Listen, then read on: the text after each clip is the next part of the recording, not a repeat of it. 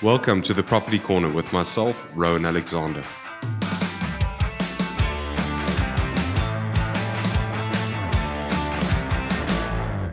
On today's episode, I'm going to be chatting about the rental market and some movement we're seeing in that space. So to maybe address the first obvious thing in the room, and that's my hand. I had a bit of a tumble in my sport that I partake in, which is motorcycle enduro racing.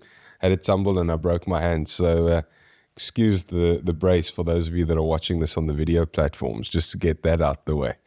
From a rental market perspective, we've seen quite a bit of movement over the last 6 months. And I recently published an article where I was telling the story about what we've seen happening locally.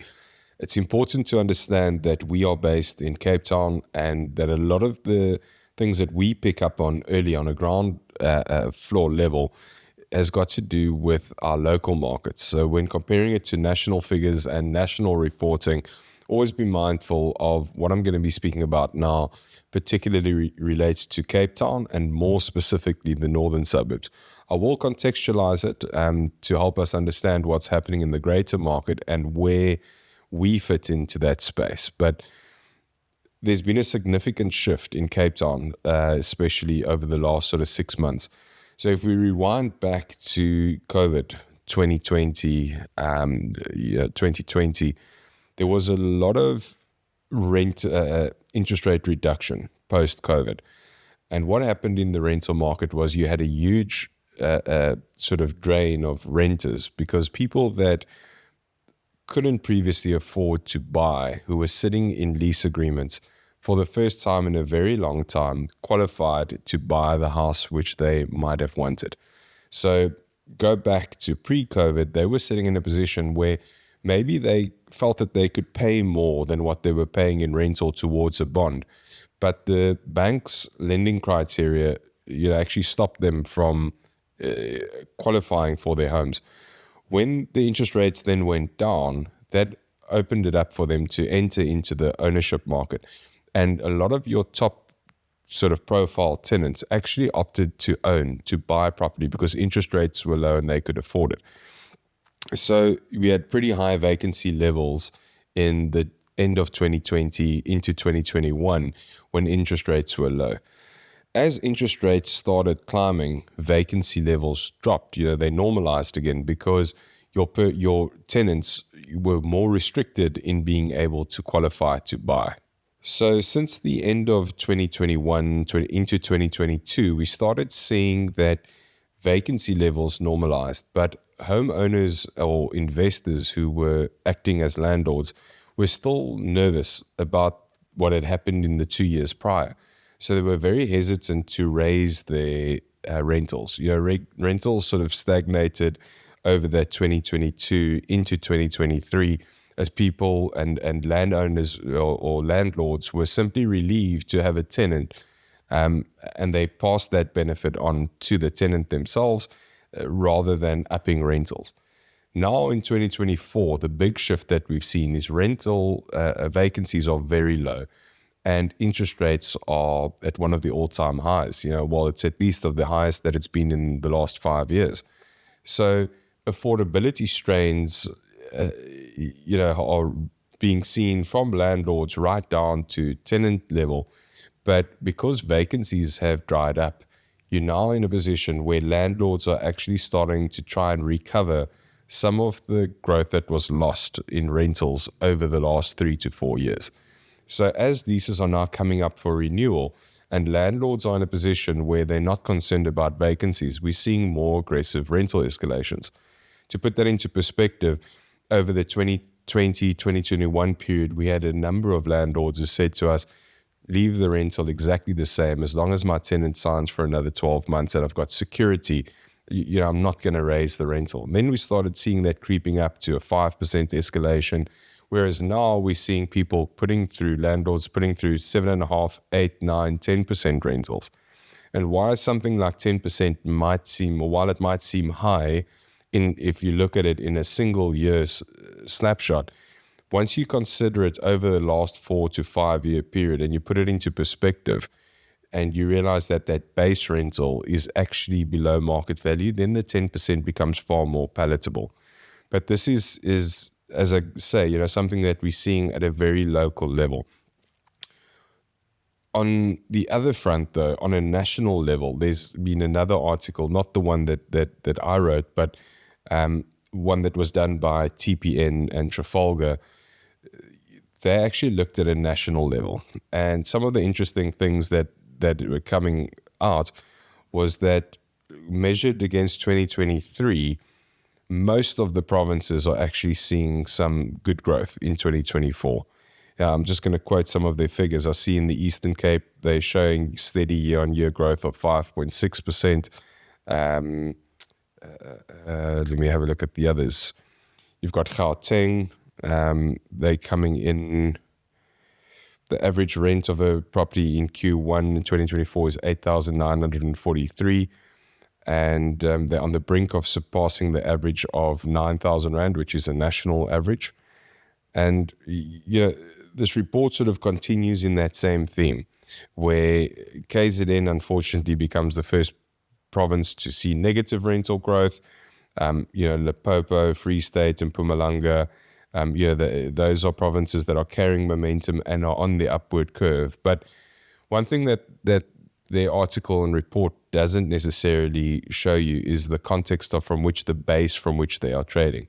So a 7% growth in a province that has a low base, can't be compared to a 7% growth in a province like the Western Cape, which has stronger growth base and a stronger base level, to trade from.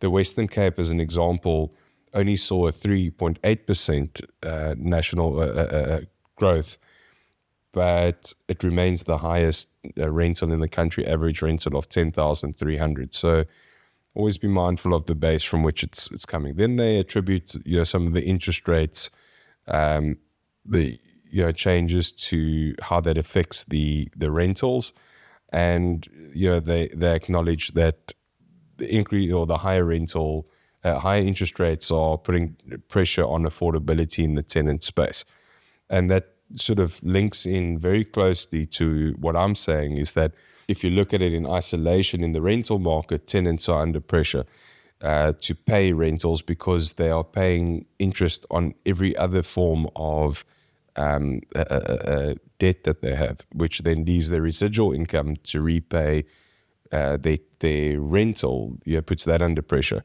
But if you look at it holistically, you can then understand why even fewer tenants are actually being able to transition from tenants to property owners because they're struggling to afford the rental and not just, never mind even the cost of ownership.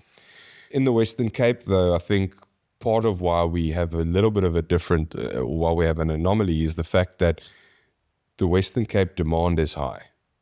So even though you look at these figures and you say, well, people are under pressure to pay rentals, and that has downward pressure on rental growth. On the other side that's pushing it upwards again is this huge influx of people into the Western Cape. And recently with this GNU announcement and the DA controlling the Cape, which is perceived to be a more stable area and with a good governance history, that sort of level of influx has just continued. I mean, the migration from Cape Town or from other provinces and other cities into Cape Town has been tremendous over the past number of years, and that hasn't showed any signs of slowing down. Other things that on a more local level that we're seeing is that the northern suburbs within the Cape Town space is offering good value for money in rentals as well as sales. The gap has certainly closed from areas like the southern suburbs and the Atlantic seaboard. That gap is narrowing, but still the northern suburbs offers a better value for money offering than the others. That might be why we are seeing more aggressive rental escalations too.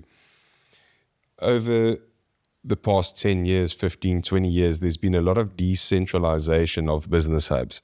If you take Cape Town 20 years ago, it was a CBD, and all your northern suburb areas were typically dormitory towns. I mean, people tracked out of the northern suburbs into town in the morning, and in the afternoon there'd be this great trek back to the suburbs. But over recent years, you've had developments. I recently attended the Rabi 20-year celebration at Century City, where they've effectively built a city within a city. That's on that fringe of the northern suburbs. You look at the Tiger waterfront corridors, some of the Durbanville development, and you see that there's been a lot of decentralization of business, and that's led to the northern suburbs homeowners and tenants being closer to a workspace. That's also made these areas more desirable. And then quality of life, as cities naturally densify, the fringes, your urban fringes like the northern suburbs will have grown, but they have also, the fringe has simply moved. So a lot of the lifestyle things like the cycling and the wine farms and things like that, they've simply moved on rather than been replaced. While parts of them have been replaced, I think you understand what I'm trying to say, is that a cycling track might have been 5Ks closer to town 20 years ago. It's now just moved out of town. And that helps me certainly understand why we might be seeing figures that are different to the national average. And if we look at some of, I've maybe used two of our latest projects as examples for these. Wheatfields Estate was a project that we've been doing over the last 2 years. It's been a resounding success. We had 152 houses to sell at about the 3 to 4 million rand price mark. And we essentially sold out at Wheatfields. I mean, we've got single digits left at Wheatfields to sell. And those properties have seen a capital growth of about 8.5% per year, with rental returns at 8.2% in year one, and then going up to 9.1% on average in year two. Those are very good returns if you measure the rental return along with the capital appreciation. You start looking at 16, 17% returns. Sure, there's other areas where we've been selling products that maybe give a better rental return, but typically those capital growth figures would have been lower and the total return would have been lower. But that's just one example of a hyper-local product where the sort of trend that I'm talking about, we are seeing. The same, we're in the process of launching a new project called Klein de Koning. It's going to be 48 sort of duplex style apartments. It's quite a unique project, but it dovetails. It will be the next sort of progression from Wheatfields. And there we're seeing the same rental projections, the same capital growth, maybe at a lower price point, because our products would be priced from 1.3 to 2.5 million rand. But that just shows us that it's across markets, irrespective of the pricing. We're seeing that same demand, that same growth. If the areas are good, if the precincts are good, if you're offering good value for money, there's very strong growth currently in the northern suburbs. So I'd be interested to know, out of people that are watching these videos, if you're a tenant, have you experienced this? Where you're based? What have you experienced over the past sort of 4 years, and has that changed recently? Similarly, if you're a landlord, how have you experienced this? Have you picked up on some of these trends? Are you experiencing them? Or you may be part of the other statistics that aren't in our local market. Would be interesting to hear your views. Hope you found this episode insightful and useful. If you have more questions or you want to find out more about these things, drop us a comment, reach out on our socials, and stay tuned for more content from the Property Corner with myself, Rowan Alexander.